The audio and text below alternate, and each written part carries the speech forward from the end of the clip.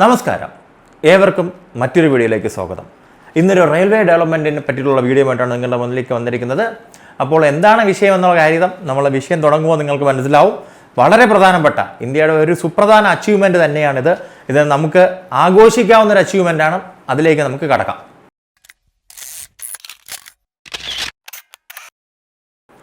Indian railway എന്ന് പറയുന്നത് ഇന്ത്യയിലെ തന്നെ ഏറ്റവും വലിയ പൊതുമേഖലാ സ്ഥാപനങ്ങളിലൊന്നാണ്. അതുമാത്രമല്ല, നമ്മുടെ നാടിൻ്റെ ഒരു മുതൽക്കൂട്ടാണ് ഈ ഇന്ത്യൻ റെയിൽവേ എന്ന് പറയുന്നത്. ലൈഫ് ലൈൻ എന്നൊക്കെ വേണമെങ്കിൽ നമുക്ക് പറയാനായിട്ട് സാധിക്കും. ഏതൊരു റൂറൽ ഭാഗത്തേക്കും നമ്മുടെ ഇന്ത്യൻ റെയിൽവേ എത്തിയിട്ടുണ്ട്.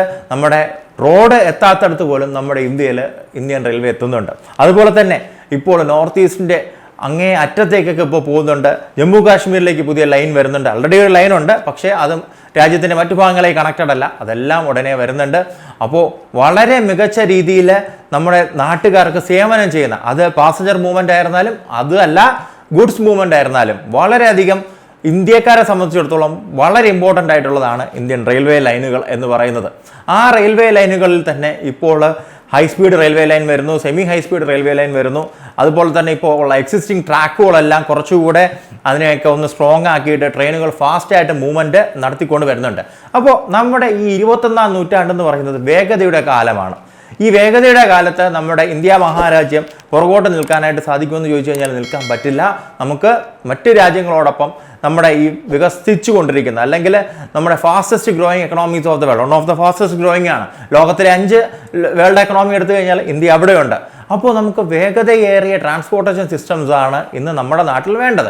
അതിനെല്ലാം ചുക്കാൻ പിടിപ്പിക്കാനാണ് ഇപ്പോൾ നമ്മുടെ നാട്ടിൽ ബുള്ളറ്റ് ട്രെയിൻ വരുന്നത്. ബുള്ളറ്റ് ട്രെയിൻ നമ്മുടെ പ്രധാനപ്പെട്ട 2 വ്യാവസായിക നഗരങ്ങളായ മുംബൈയും അഹമ്മദാബാദിനെയാണ് കണക്ട് ചെയ്യുന്ന ഏകദേശം 508 കിലോമീറ്ററോളം നീളമുള്ള ഒരു ബുള്ളറ്റ് ട്രെയിൻ ലൈനാണ്. ഇതിന് നമുക്ക് സാങ്കേതിക സഹായമെല്ലാം തരുന്നത് ജപ്പാനാണ്. ജപ്പാൻ സാങ്കേതിക വിദ്യകളിലാണ് ഇപ്പോൾ ഈ ഒരു പ്രോജക്റ്റ് നടപ്പാക്കി വരുന്നത്. ഏകദേശം 2030 കൂടിയിട്ട് നമ്മുടെ നാട്ടിൽ ബുള്ളറ്റ് ട്രെയിൻ സാക്ഷാത്കാരമാവുമെന്നാണ് ഇപ്പോൾ പറയപ്പെടുന്നത്. അപ്പോൾ E5 ശ്രേണിയിൽപ്പെട്ട കോച്ചുകളാണ് ഈ ബുള്ളറ്റ് ട്രെയിനായിട്ട് ഉപയോഗിക്കുന്നത്.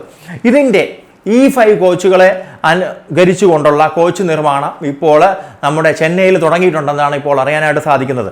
ഇത് ടെക്നോളജി കൈമാറ്റത്തിലൂടെയാണ് ഇത് സാധ്യമാകുന്നത്. അപ്പോൾ നമ്മുടെ ഇന്ത്യയിലും ഇനി ബുള്ളറ്റ് ട്രെയിനുകൾ നിർമ്മിക്കും എന്നാണ് അതിനെ അർത്ഥമാക്കുന്നത്. അപ്പോൾ നമുക്ക് നേരത്തെ തന്നെ അറിയാം, നമ്മുടെ അഹമ്മദാബാദ് അതുപോലെ തന്നെ മുംബൈ ആ ഒരു ട്രാക്കിൻ്റെ പണിയും അത് മറ്റു കാര്യങ്ങളെല്ലാം വളരെ തകൃതിയായിട്ട് പോകുന്നുണ്ട്. 303 കിലോമീറ്ററോളം ദൂരം ഇപ്പോൾ തൂണുകൾ നാട്ടിക്കഴിഞ്ഞു. അപ്പോൾ വളരെ മികച്ച രീതിയിൽ നമ്മുടെ നാട്ടിലും ഈ ബുള്ളറ്റ് ട്രെയിൻ വരികയാണ്. നമ്മുടെ ഈ ബുള്ളറ്റ് ട്രെയിനുകൾക്ക് മറ്റൊരു സവിശേഷത കൂടിയുണ്ട്. ഇപ്പോൾ നമുക്ക് ഫാസ്റ്റസ്റ്റ് ആയിട്ട് ഇന്ത്യയിൽ പോകാൻ പറ്റുന്ന ട്രെയിൻ എന്ന് പറയുന്നത് നമ്മുടെ വന്ദേ ഭാരത് ട്രെയിനുകളാണ്. വന്ദേ ഭാരത് ട്രെയിനുകൾക്ക് 220 കിലോമീറ്റർ വരെ അച്ചീവ് ചെയ്യാനായിട്ട് സാധിക്കും. എന്നാൽ ഇന്ത്യയിൽ ഉണ്ടാക്കുന്ന ഈ ബുള്ളറ്റ് ട്രെയിനുകൾക്ക് 320 കിലോമീറ്റർ പെർ അവർ, 54 സെക്കൻഡ് കൊണ്ട് 100 കിലോമീറ്റർ അച്ചീവ് ചെയ്യാനായിട്ട് സാധിക്കുമെന്നാണ് ഇപ്പോൾ അറിയാനായിട്ട് സാധിക്കുന്നത്. ഓൾറെഡി തന്നെ വന്ദേ ഭാരത് ട്രെയിനുകൾ കൊണ്ട് നമ്മളെ ഞെട്ടിച്ചതാണ് നമ്മുടെ ചെന്നൈയിലെ കോച്ച് ഫാക്ടറിയും അതുപോലെ തന്നെ അതിൻ്റെ അനുബന്ധമായിട്ടുള്ള ഇന്ത്യൻ റെയിൽവേ ഒക്കെ. അപ്പോൾ ഇപ്പോൾ നാഷണൽ ഹൈസ്പീഡ് റെയിൽവേ ആണ് ഈ പറയുന്ന ഇതിൻ്റെ എല്ലാം നിർമ്മാണത്തിന് വേണ്ടിയിട്ടുള്ള കാര്യങ്ങളൊക്കെ ചുക്കാൻ പിടിപ്പിക്കുന്നത്. അപ്പോൾ നമുക്കും ഉറപ്പിക്കാനായിട്ട് സാധിക്കും, വളരെ മികച്ച രീതിയിൽ വളരെ നല്ല ക്വാളിറ്റിയിലുള്ള കാര്യങ്ങൾ തന്നെയായിരിക്കും നമ്മുടെ ഇന്ത്യയിലും വരാനായിട്ട് പോകുന്നത്. അപ്പോൾ ബുള്ളറ്റ് ട്രെയിനുകളെ കൊണ്ടുള്ള ഉപകാരം എന്ന് പറയുന്നത് നമുക്ക് പെട്ടെന്ന് ഒരു സ്ഥലത്ത് നിന്ന് മറ്റൊരു സ്ഥലത്തേക്ക് എത്താനായിട്ട് സാധിക്കും. അതുപോലെ തന്നെ നമുക്ക് അറിയാം, നമുക്ക് സമയത്തിൻ്റെ വില എന്ന് പറയുന്നത് നമുക്ക് ചിന്തിക്കാനാവാത്തത്. അത് സാധാരണക്കാരനും അല്ലെങ്കിൽ ഒരു ബിസിനസ്സുകാരനായിരുന്നാലും അത് ഈക്വലാണ്. നമുക്കൊരിക്കലും അതിൻ്റെ വില അളക്കാനായിട്ട് സാധിക്കത്തില്ല. പ്രത്യേകിച്ച് ഒരു ബിസിനസ് ഓറിയൻറ്റഡ് ആയിട്ട് വളരുന്ന ഇന്ത്യയിൽ നമുക്ക് പെട്ടെന്ന് കമ്മ്യൂട്ട് ചെയ്യാനും അതുപോലെ തന്നെ പെട്ടെന്ന് തന്നെ ട്രാൻസ്പോർട്ടേഷൻ നടത്താനും സാധിക്കണം. കണക്ടിവിറ്റി വേണം. കണക്ടിവിറ്റി ഉള്ളിടത്ത് മാത്രമേ വികസനം പോസിബിൾ ആവത്തുള്ളൂ. അപ്പോൾ എത്രത്തോളം മോഡ്സ് ഓഫ് ട്രാൻസ്പോർട്ട് നമുക്ക് ഡെവലപ്പ് ചെയ്യാൻ പറ്റുമോ? ഇപ്പം നമ്മുടെ രാജ്യത്ത് എയർപോർട്ടുകളെണ്ണം കൂട്ടുന്നുണ്ട്. അപ്പോൾ അതൊക്കെ വളരെ നല്ല കാര്യമാണ്. നമുക്ക് കണക്ടിവിറ്റി കൂട്ടിയാൽ മാത്രമേ അവിടേക്ക് ഇൻവെസ്റ്റ്മെൻറ്റ് വരത്തുള്ളൂ. അതേപോലെ തന്നെയാണ് മറ്റൊരു മോഡ് ഓഫ് ട്രാൻസ്പോർട്ടായിട്ടാണ് നമ്മൾ റെയിൽവേ പരിഗണിക്കുന്നത്. റെയിൽവേയിലും അതുപോലെ തന്നെയുള്ള കാര്യങ്ങളാണ്. ഇപ്പോൾ എല്ലാവരും ഫ്ലൈറ്റ് എടുത്ത് പോകണമെന്നില്ല.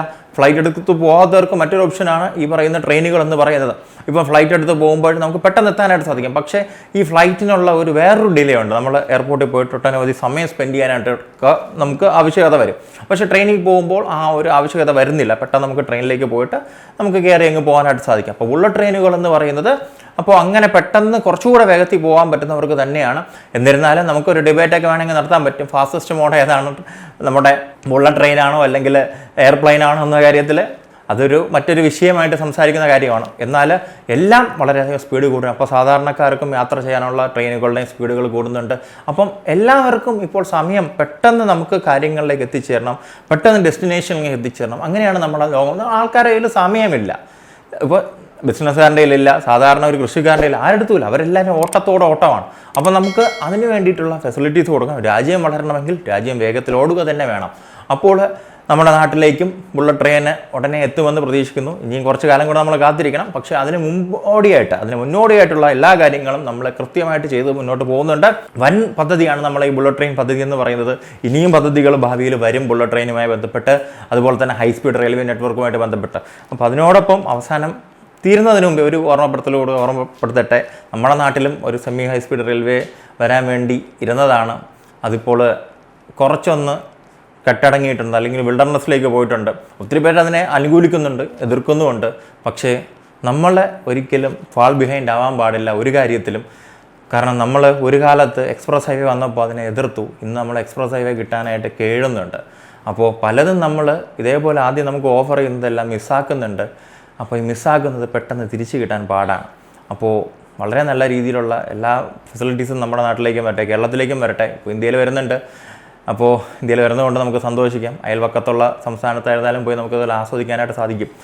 എന്നിരുന്നാലും നമ്മുടെ കേരളത്തിലൂടെ വന്നു കഴിഞ്ഞാൽ വളരെയധികം ഉപകാരപ്രദമാവണം. അതുപോലെ തന്നെ നമ്മുടെ നാട്ടിൽ ഒട്ടനവധി പോർട്ടൊക്കെ ഇപ്പോൾ വരുന്നുണ്ട്, നമ്മുടെ കേരളത്തിന് തൊട്ടടുത്തും വരുന്നുണ്ട്. അപ്പോൾ ഇതെല്ലാം തമ്മിൽ ബന്ധിപ്പിച്ച് ഭാവിയിൽ നമുക്കും ഇതേപോലുള്ള ഒരു ഹൈ സ്പീഡോ സെമി ഹൈ സ്പീഡോ റെയിൽവേയുടെ ആവശ്യകത വരും. അപ്പോൾ അതിന് നമ്മൾ ഇന്നേ പ്രയത്നിച്ചാൽ മാത്രമേ നമ്മൾക്ക് അന്ന് വിജയം കൈവരിക്കാനായിട്ട് സാധിക്കത്തുള്ളൂ. അത് തന്നെയാണ് റോഡിനെ പറ്റി പറയുമ്പോഴും. നമ്മൾ ഇന്ന് ഫോക്കസ് ചെയ്ത റോഡുകൾ പണിതാലേ, അല്ലെങ്കിൽ റെയിൽവേ നെറ്റ്വർക്കുകളോ എയർപോർട്ടുകളോ പണിതാലേ നമുക്ക് ഭാവിയിലേക്ക് അത് ഉപകരിക്കും. റൈറ്റ് ടൈമിൽ നമ്മൾ റൈറ്റ് റിസോഴ്സ് പ്ലേസ് ചെയ്താൽ മാത്രമേ നമ്മുടെ നാട്ടിലേക്ക് മാസീവായിട്ടുള്ളൊരു വികസനം വരികയുള്ളൂ. അപ്പോൾ ഇതൊക്കെയാണ് നിങ്ങളോട് പറയാനുള്ളത്. മറ്റൊരു വീഡിയോയിൽ മറ്റൊരു വിഷയമായി വരുന്നവരെ ഞാൻ ഷിബു സലിഹ, എന്നോടൊപ്പം പ്രണസ് രാജ് നിർത്തുന്നു. നന്ദി, നമസ്കാരം. Keep watching cress Kerala.